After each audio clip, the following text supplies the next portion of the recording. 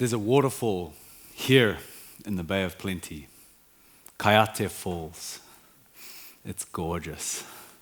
From the car park at the top of the Papamoa Hills, a steep gully falls away, giving us a glimpse of the Tauranga Moana, with Mowau standing proud at the entrance to a beautiful harbour. The path is steep, and that New Zealand bush wraps its geometric cloak of green and brown around you. In summer, the kawakawa berries are ripe, little orange flavour bombs of sweet pepper and strange creaminess. It opens up to a series of cascades gently falling into one another. This taonga is not secret, but it is sacred, with tui and keru flying over, families picnicking on the smooth, wet rocks. Come on an adventure with me now, crossing the river with the warm sun on your back and the cool water at your feet. The path on the other side leads us away from the quiet burble, which transitions into a grey noise from a different direction. The faraway furore filtered by 1,000 fern fronds. Your senses are preparing you for something as you approach, and the air pressure is getting dense. The humidity jacks up and you turn a corner as clouds of condensation are blown by an invisible wind into your face. Hands up if you love doing bombs. Off the wharf, off some rocks, well, Coyote Falls is a national treasure site for bomb artists. I'm a mere grasshopper compared to some of the families who've been bombing this spot for hundreds of years. It's a lush scene with that geometric cloak framing a circle of cliffs. I identify with it. And even though I am not tangata whenua, I feel in my heart and my mind that I belong. I celebrate the beauty and I marvel at the magic of this natural wonder. It is this place of love for nature that I find my purpose. My calling to regenerate nature isn't to heal some external force, but to heal myself. Thank you, Papa Tuanuku, our Earth Mother. Tēnā koutou. Hello to you all. My name is Leo. Ko Leo taku ingoa. Ko Mowau te manga. Mount Maunganui is my mountain, and the river I associate with is the Kaituna. Ko Kaituna te awa. My whakapapa goes back to Ireland and Scotland, people who fought for many generations to defend their culture from the same nation that colonized these islands. Ironically, I am here because of a treaty that nation signed with the first people of this land, the Māori people of Aotearoa. As a result, I am the people of the treaty, ko Ngāti Tiriti tōku iwi. I'm a storyteller that uses waste as a platform to communicate big picture ideas. I'm a DJ that celebrates change and disturbs the comfortable and comforts the disturbed. I'm a vibe architect who creates transformational spaces for people to experience a new way of being in the world. I'm here to share an idea worth spreading. This whakaaro has the power to save the world from us. This idea is that it's easier to change the stories of the world than changing the world itself. Can you imagine a more beautiful world your heart knows is possible? What does it look like? Sound like? What do the soft animal parts of your human body feel like? Who is there with you? Do you feel scared or safe? Tired, comfortable, or energized? Congratulations. I believe you've all got wonderful imaginations. And you know what? We are all imagining this right here and now. The fabric of our reality is woven with the threads of each of our own intersubjective imaginations. How incredible is that? We're all simultaneously dreaming up our existence. Ritual becomes ceremony. Ceremony becomes tradition. And tradition forms culture. And that culture is where our reality lives. It is culture which dictates the ideas, assumptions, beliefs, and behaviors of groups of humans. Some cultures live in this more beautiful world already, and some cultures are destroying it. Some cultures see joy and contentment, while other cultures see anxiety, depression, and suicide in growing numbers. I believe that it's time for a new story for our people.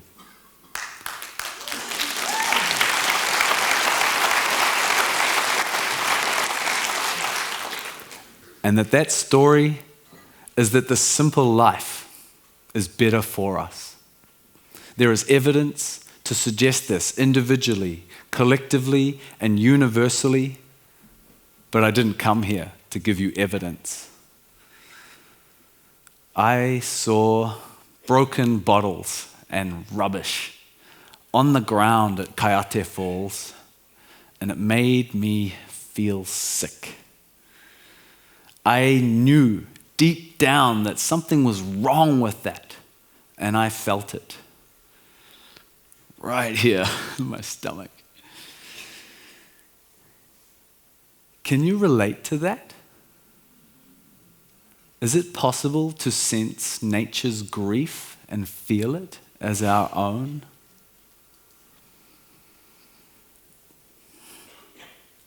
That sickness that I felt is a symptom of the separation that has occurred over thousands of years between humans and everything else, including each other. That separation is the cause of the degenerative symptoms that lead to the behavior that has helped us arrive facing a changing climate, or the violence that is perpetuated against all forms of life. Evidence would suggest that Papatuanuku is not our mother. That's just a myth. Haven't you heard of genealogy and evolution?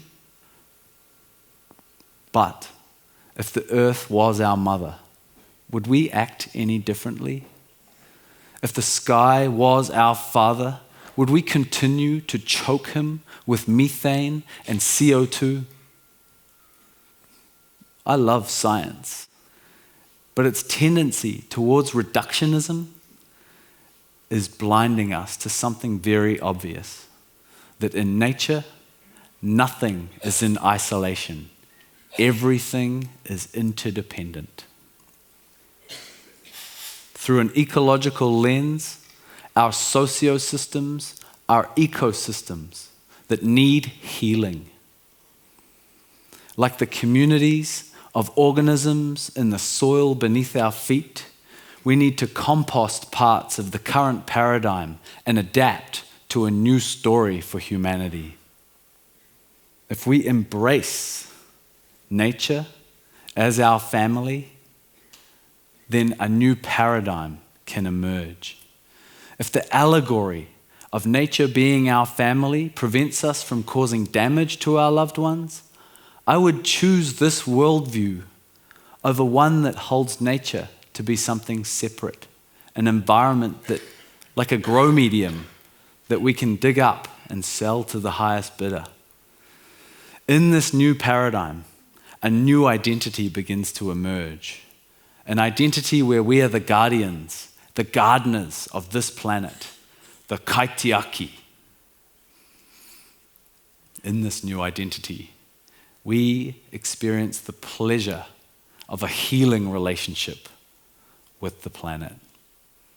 And I experience this pleasure every day when I do a shit into my composting toilet.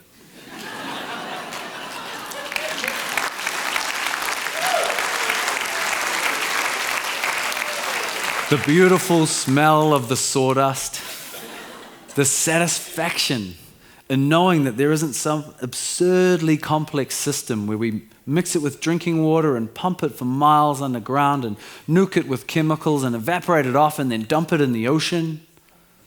I just build soil and make trees happy. This is one example of a culture that we have inherited without any critical inquiry. We are at such significant existential crossroads with regard to every critical resource that we know of that it would be downright irresponsible of us to miss this opportunity to unfuck this fundamental relationship. Speaking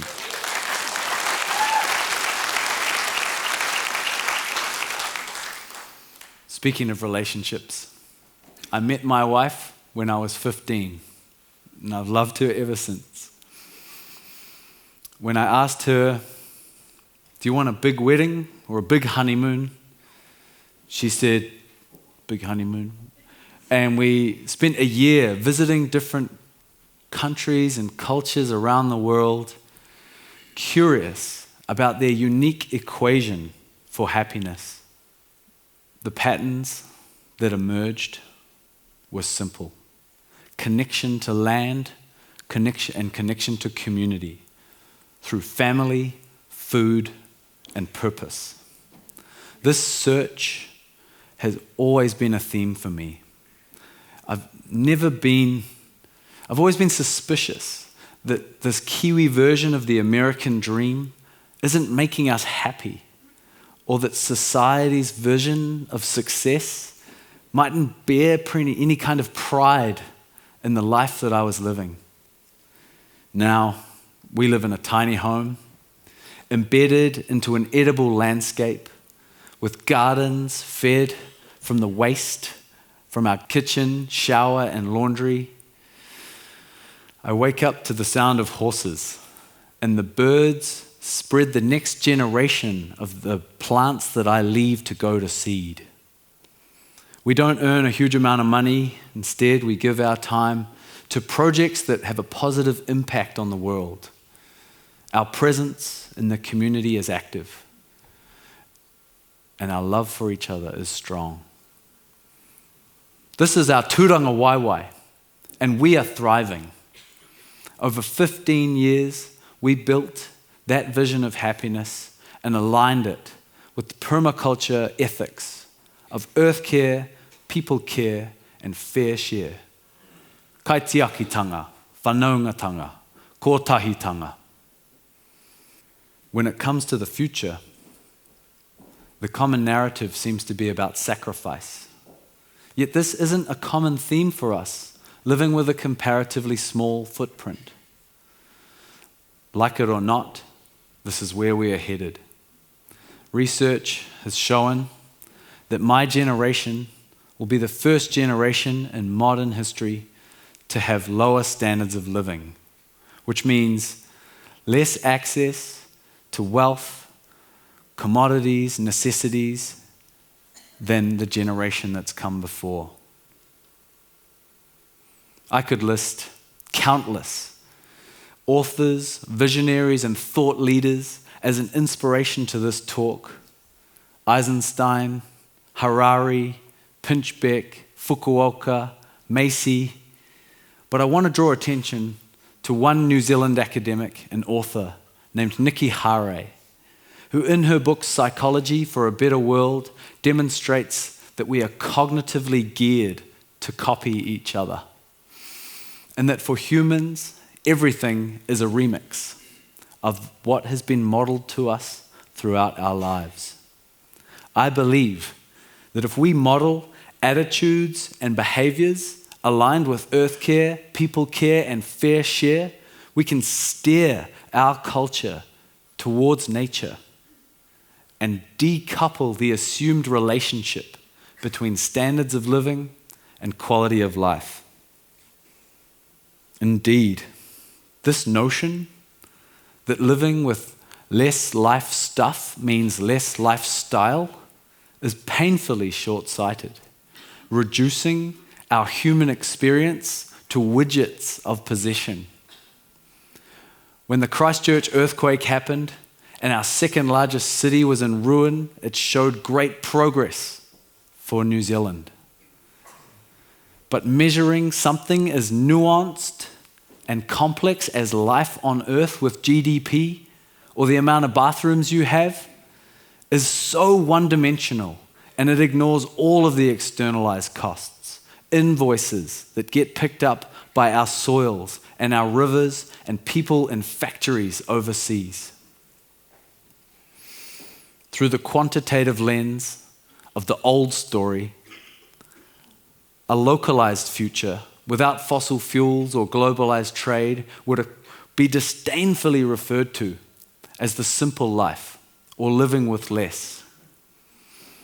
But this common narrative is missing the point. Our obsession with measuring everything is leaving out the best parts. In the new story, living with less means living with more.